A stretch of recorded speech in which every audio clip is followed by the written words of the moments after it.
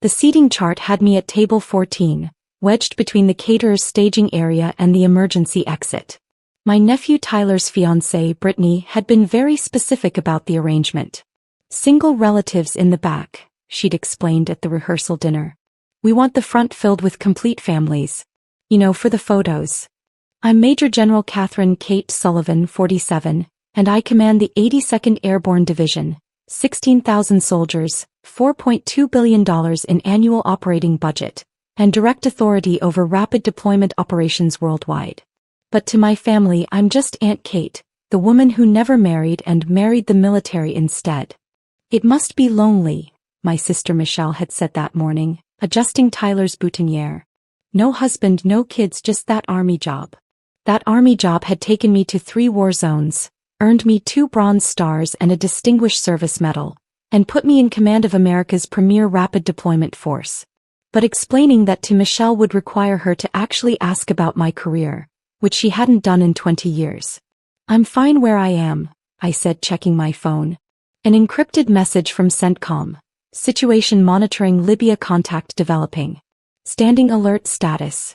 Will advise. Always on that phone, Brittany observed, her tone suggesting I was being rude rather than monitoring potential international crises. Can't you just relax for one day? I'll try, I said, muting the notification. The ceremony was standard elegant affair.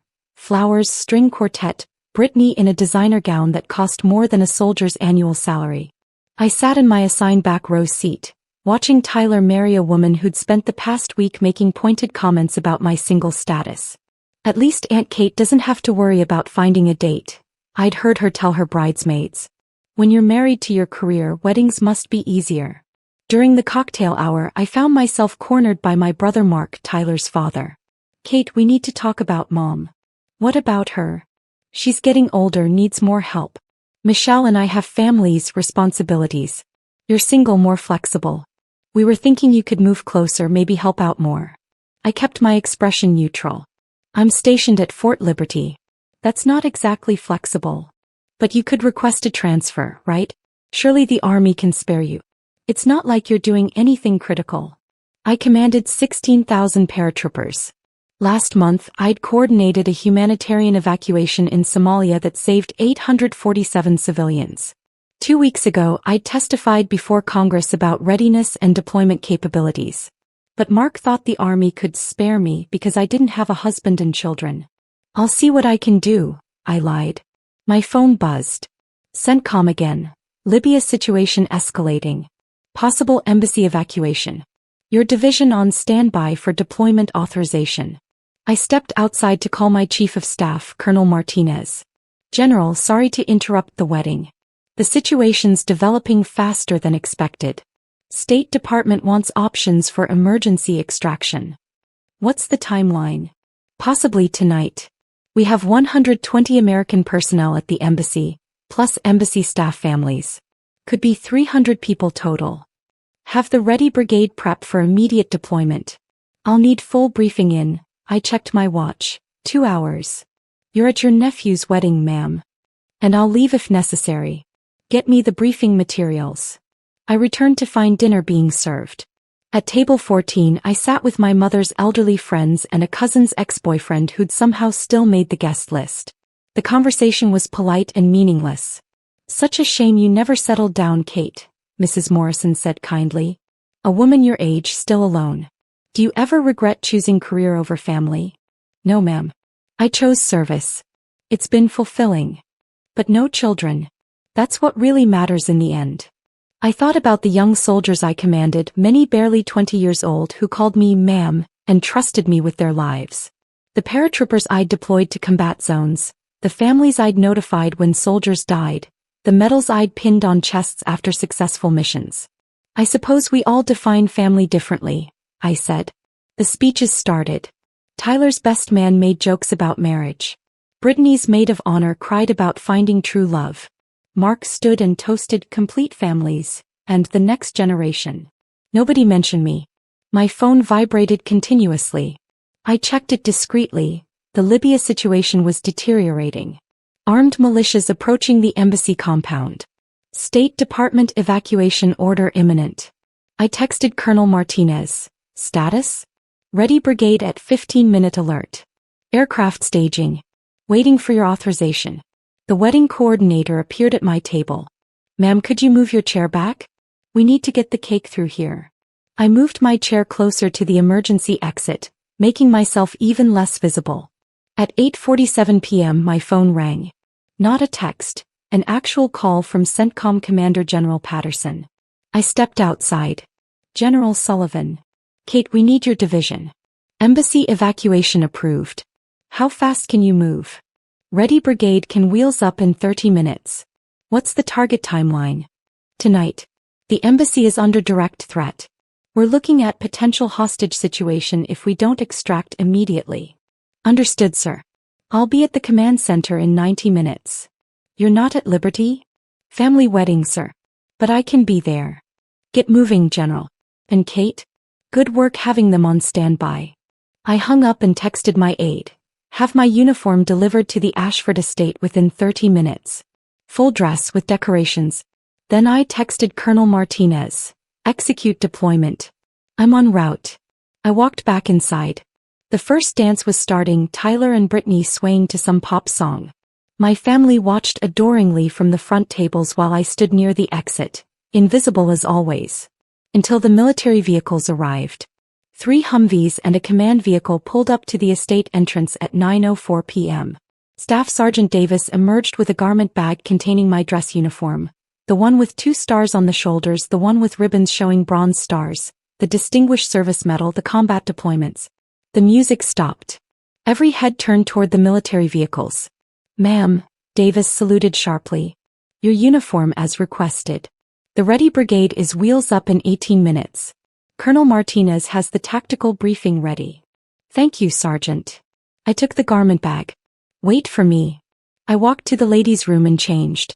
The dress uniform fit perfectly. Dark blue jacket with 2 silver stars gleaming on each shoulder, ribbons covering my left chest, paratrooper wings above them. I pinned my hair back into regulation style and emerged. The reception hall had gone completely silent. I walked toward the exit, past my family's shocked faces, past table 14 where Mrs. Morrison's mouth had fallen open. Kate. Michelle's voice was faint. What are you wearing? My uniform. I'm Major General Katherine Sullivan, commanding officer of the 82nd Airborne Division. I kept walking. There's an emergency situation requiring immediate deployment of my forces. Tyler had stood up. Your ache, General? 2-star. I command 16,000 soldiers at Fort Liberty. Currently deploying them for an embassy evacuation in Libya. Mark appeared blocking my path.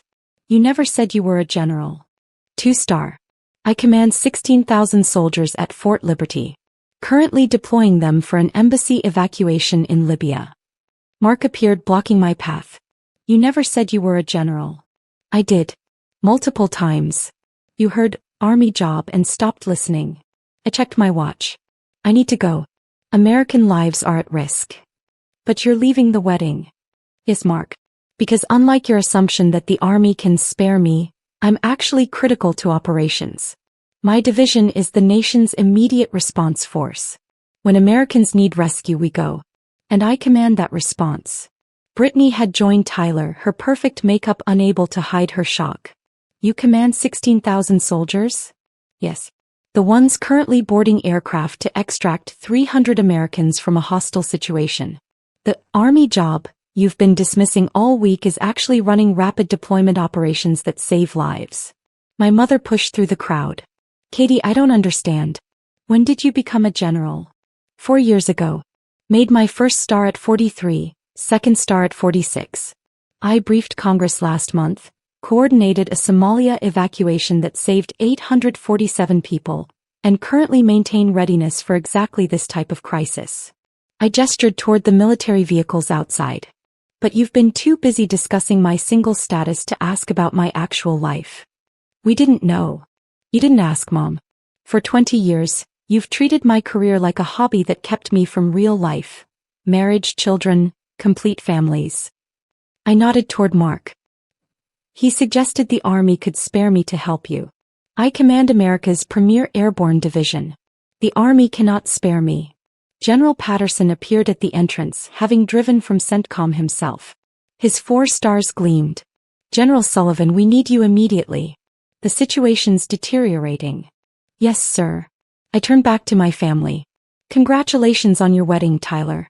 I hope you'll be very happy together." "Aunt Kate, I had no idea."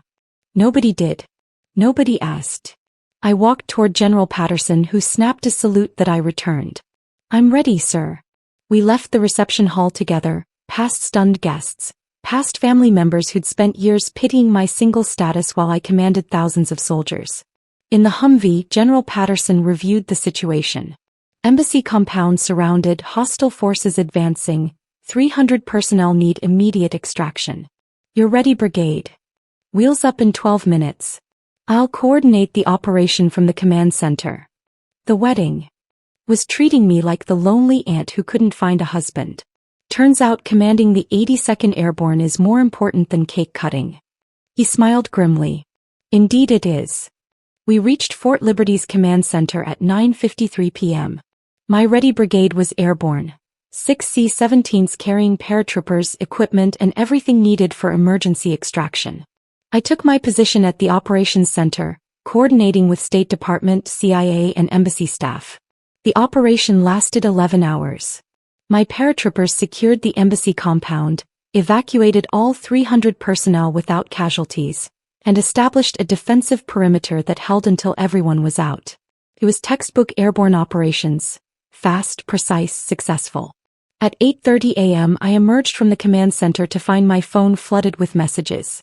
"Michelle, Kate, I'm so sorry. We had no idea you were so important." "Mark, General, you're an actual 2-star general? Why didn't you tell us?" "Mom, everyone's asking about you. They saw the news coverage. That was your operation?" "Tyler, Aunt Kate, the news is saying you commanded the Libya evacuation. 300 people saved. That's incredible." "Brittany, I feel terrible about the seating chart. I didn't know you were." I deleted the messages and called Colonel Martinez. "Ma'am, excellent operation. 0 casualties, all personnel extracted safely. The State Department sent their thanks." "Good work, Colonel. Make sure the soldiers get proper rest before we reset readiness status." "Already done, ma'am. Also, your family's been calling the Public Affairs office. A lot. Tell PO I'm unavailable for comment." I spent the rest of the day debriefing the operation, coordinating with CENTCOM, and preparing after-action reports. The Libya evacuation would be studied at military colleges as a model airborne operation. My family's wedding would be remembered as the day they discovered the lonely aunt commanded 16,000 soldiers. General Patterson found me in my office that evening. "Hell of an operation, Kate. The president called personally to thank you." "The soldiers did the work, sir. I just coordinated it. And left your nephew's wedding to do it." He smiled. "I heard about the seating chart. Table 14 near the exit. They didn't know what I did, sir. Easier to pity the single aunt than ask about her career." "Well, they know now. CNN's been running your photo all day. 2-star general commands daring embassy rescue. Your family must be very proud." "They're very surprised, sir. Pride might come later." He stood to leave, then paused. "For what it's worth, Kate, you made the right choice. The army can't spare you. Those 300 people in Libya certainly couldn't." After he left, I pulled up the news coverage. Photos of my paratroopers securing the embassy, C-17s evacuating personnel, my official military photo with 2 stars gleaming. And one photo from the wedding. Me in full dress uniform, walking past my shocked family toward the waiting military vehicles. The caption read, "Major General Katherine Sullivan leaves family wedding to command emergency evacuation operation." I closed my laptop and looked at the command center below. Officers coordinating global operations, soldiers maintaining readiness, the constant vigilance that kept Americans safe. This was my family. These soldiers, these missions, this service.